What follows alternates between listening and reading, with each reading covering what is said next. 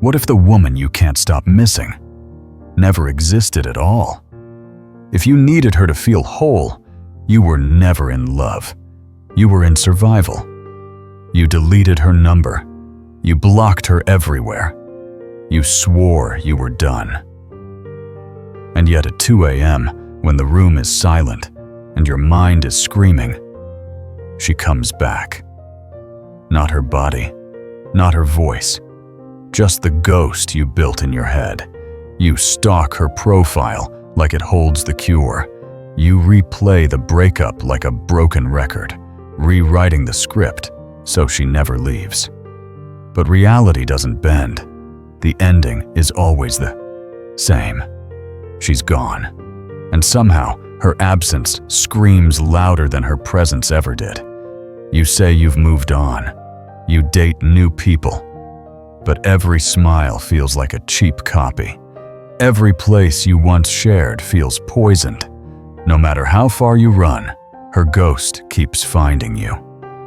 Here's the truth. She isn't the one haunting you. The fantasy is. The woman you loved wasn't who she really was. She was who you needed her to be.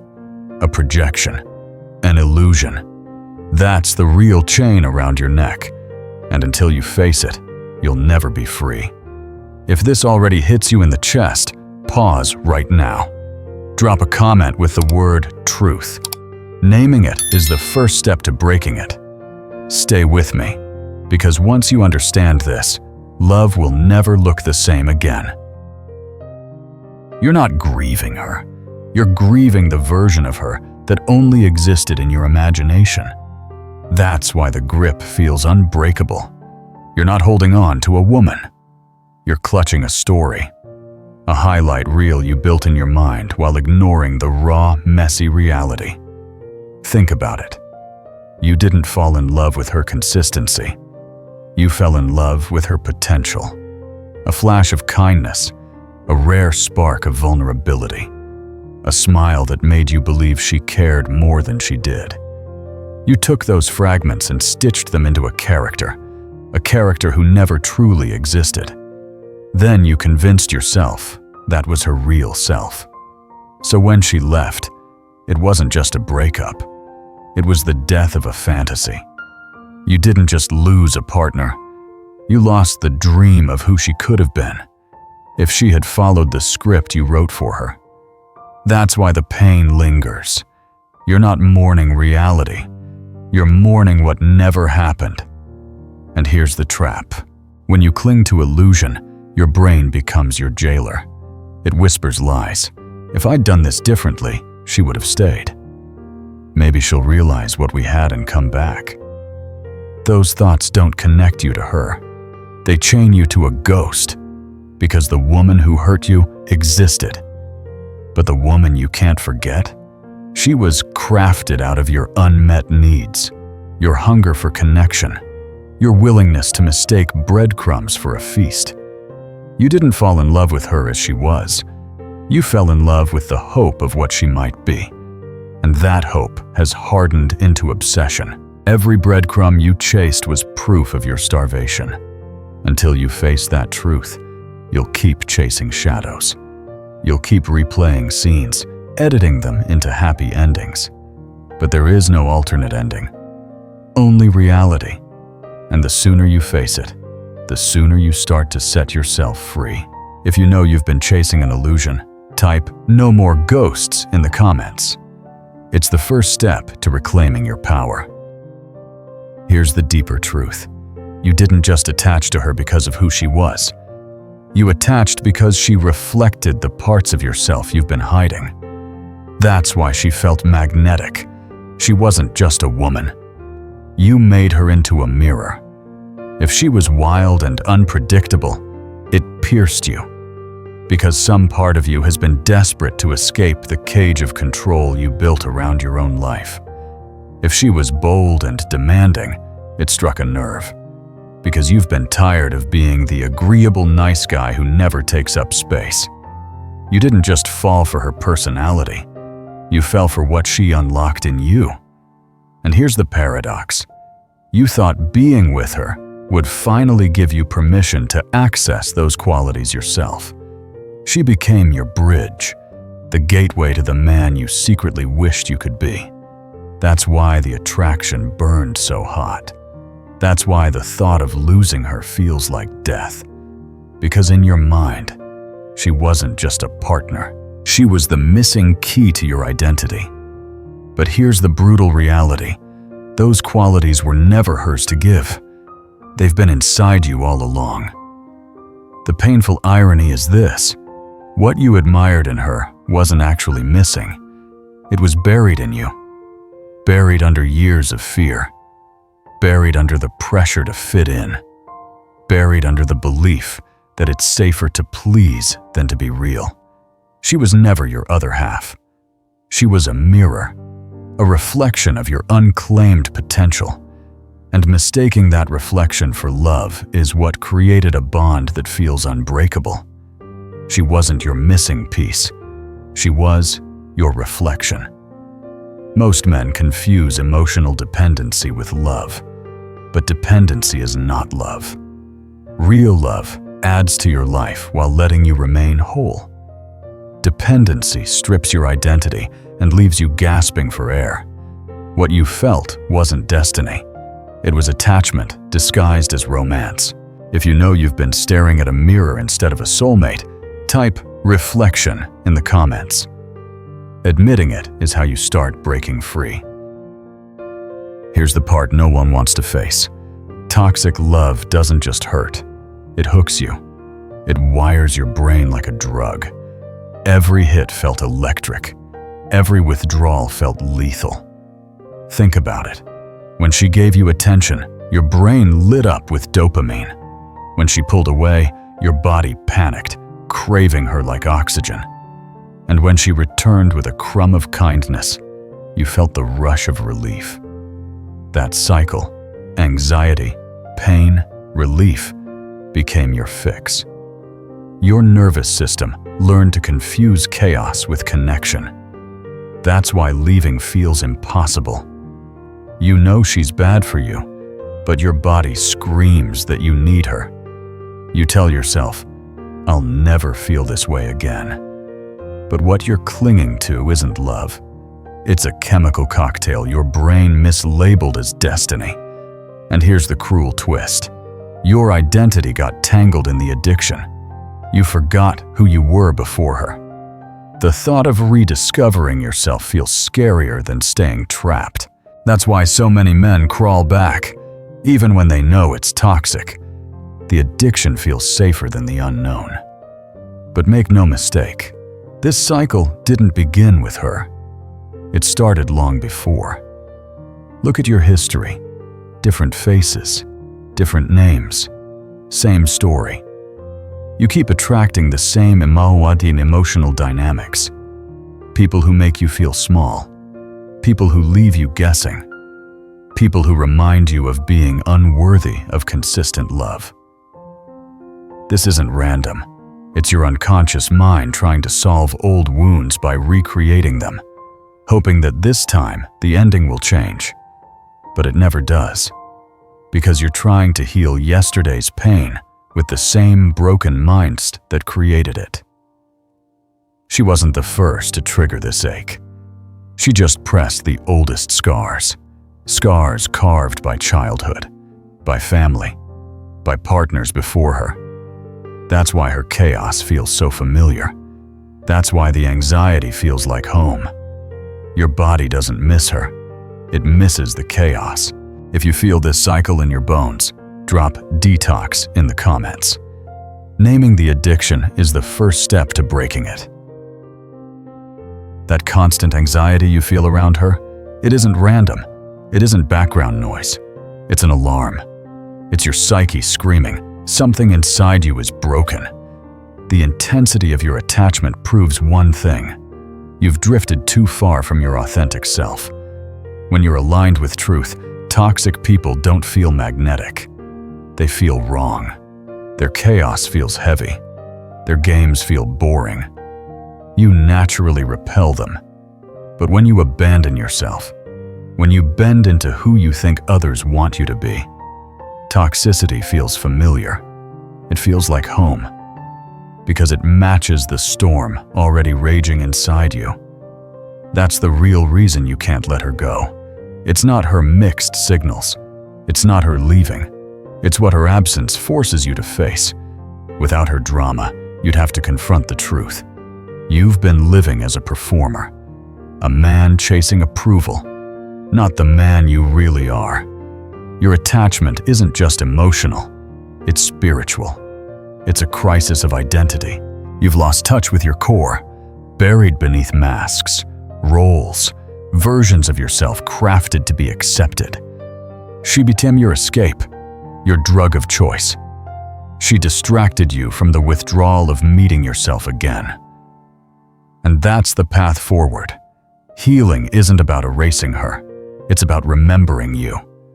Not the actor you played for her.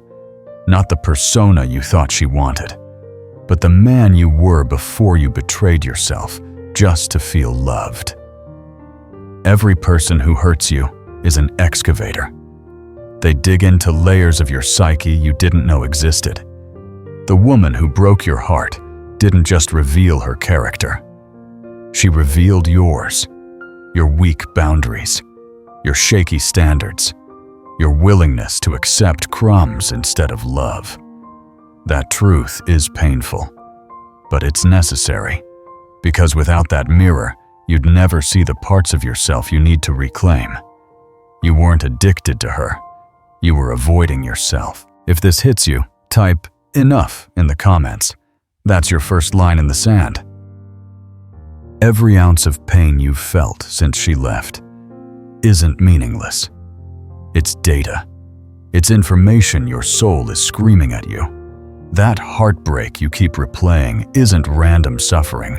It's a message, a signal pointing straight at the parts of yourself you've abandoned. Look closer. The intensity of your attachment exposes the depth of your self-neglect.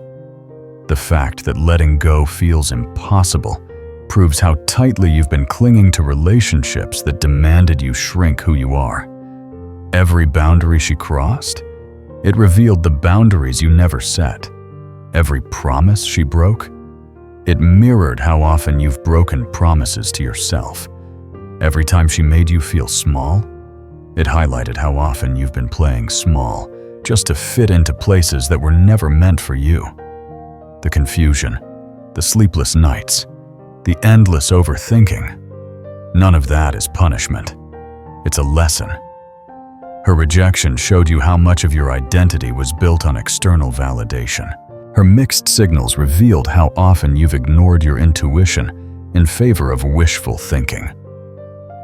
Your exhaustion from trying to earn her love exposed how little love you've been giving yourself.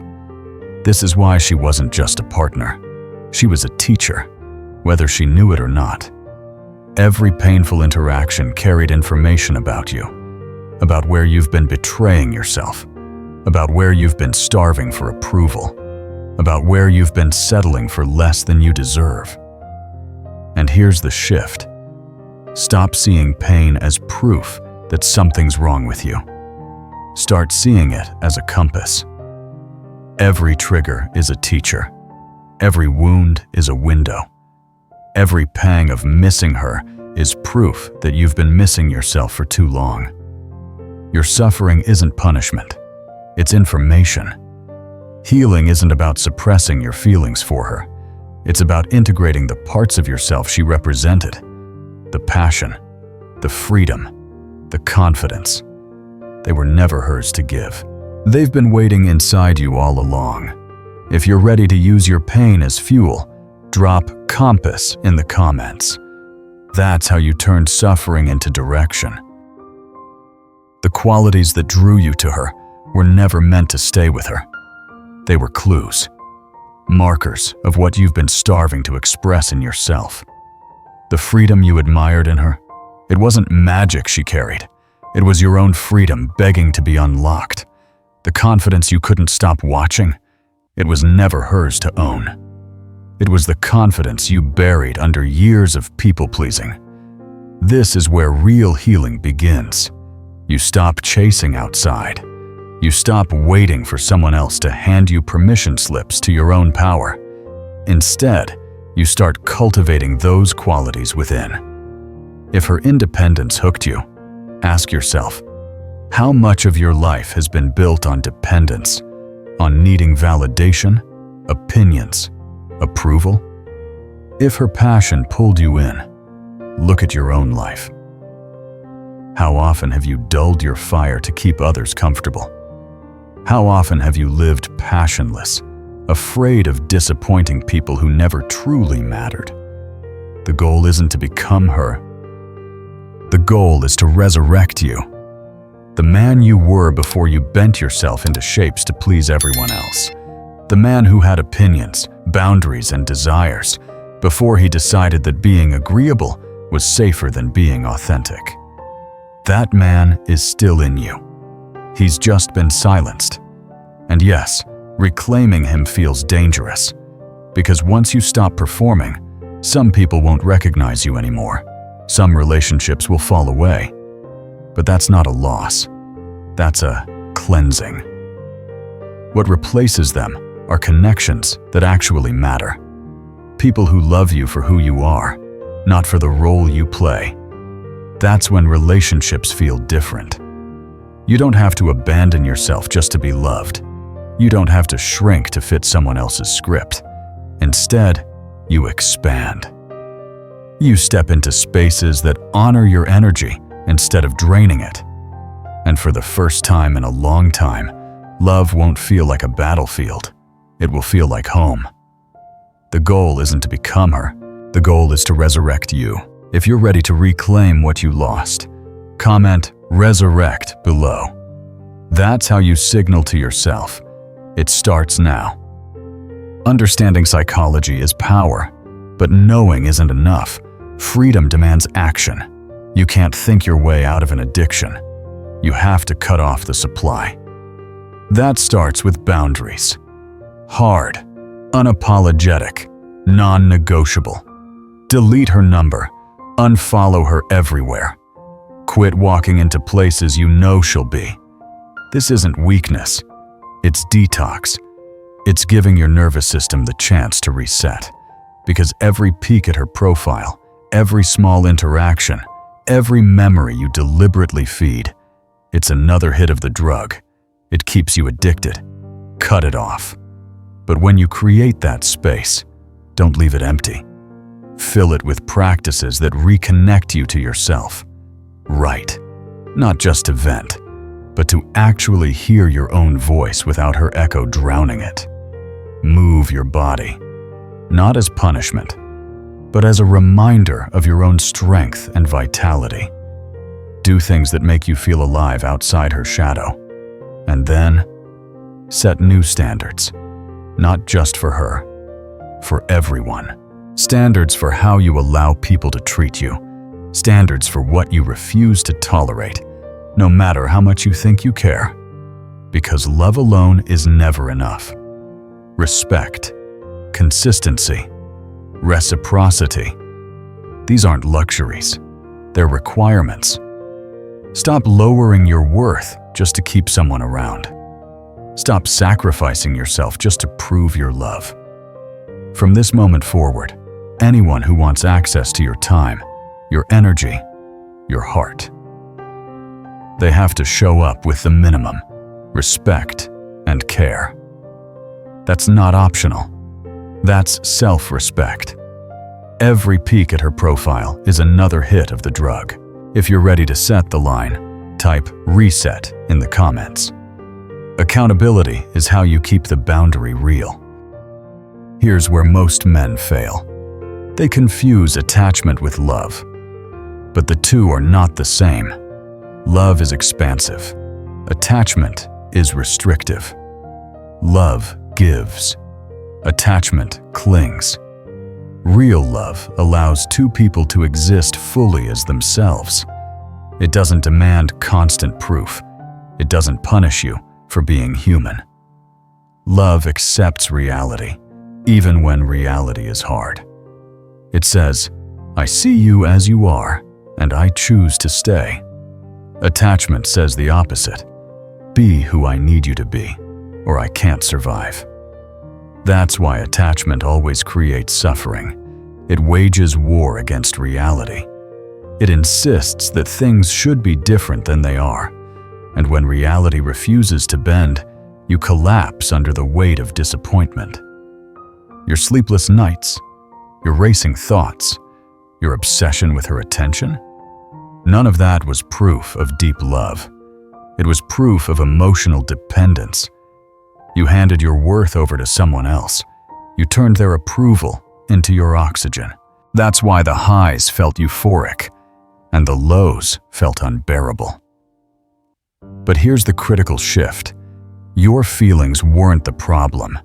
The depth of your emotions is proof of your capacity to love. The problem was where you invested that love. You gave it to someone who couldn't respect it, couldn't reciprocate it, couldn't protect it. The pain you feel now isn't weakness. It's raw material, evidence that your heart is powerful, but misdirected. Love lets you breathe. Attachment keeps you gasping. So stop making the mistake of shutting down. Stop thinking you need to feel less. That's not the answer. The answer is choosing wisely. Directing your intensity toward people who can actually meet you where you are. Investing in someone who sees your love as a gift, not a burden. If you're done confusing chains for love, type "free" in the comments. That's your declaration that you won't settle for attachment disguised as romance. So if attachment isn't love, what does real love look like? It's not complicated. It's just rare. Healthy love doesn't drain you. It doesn't leave you guessing. It doesn't force you to question your worth every other day. Healthy love feels steady, not chaotic. In real love, effort is mutual. Both people show up. Both communicate clearly. Both respect boundaries. There's no endless decoding of mixed signals. No waiting by the phone for validation. No punishment by silence. With healthy love, you know where you stand. Because healthy people don't hide their intentions. They don't weaponize affection. They don't dangle love like bait. And here's the difference you'll feel instantly. In toxic attachment, you lose yourself. In healthy love, you discover more of yourself. You don't shrink to fit. You expand. You don't walk on eggshells. You walk with confidence, knowing honesty won't shatter the bond. The right person won't require perfection as payment. They won't punish you for your flaws. They won't make you feel like you're too much or never enough. They'll meet your energy. They'll match your investment. They'll hold your heart like it matters. That's how you'll know. Not because it feels like war, but because it feels like home. Here's the truth. Love isn't meant to be chaos. It's not meant to keep you in survival mode. The right relationship won't demand you prove your worth every single day. It won't make you earn what should be freely given. Real love creates safety. Toxic love creates scars. That's why ultimate freedom isn't just letting her go. It's letting go of the version of yourself that thought love required self-abandonment. If you're ready to demand healthy love only, type "home" in the comments. Because real love feels like home, not like war. Letting her go isn't just about closing a chapter with one woman. It's about closing the chapter of the man you used to be. The man who begged for love by abandoning himself. The man who thought he had to earn what should have been freely given. That version of you doesn't need to survive. He needs to be buried. Because once you release him, something powerful happens. Space opens. And in that space, a new kind of love can enter. A love that doesn't demand you shrink.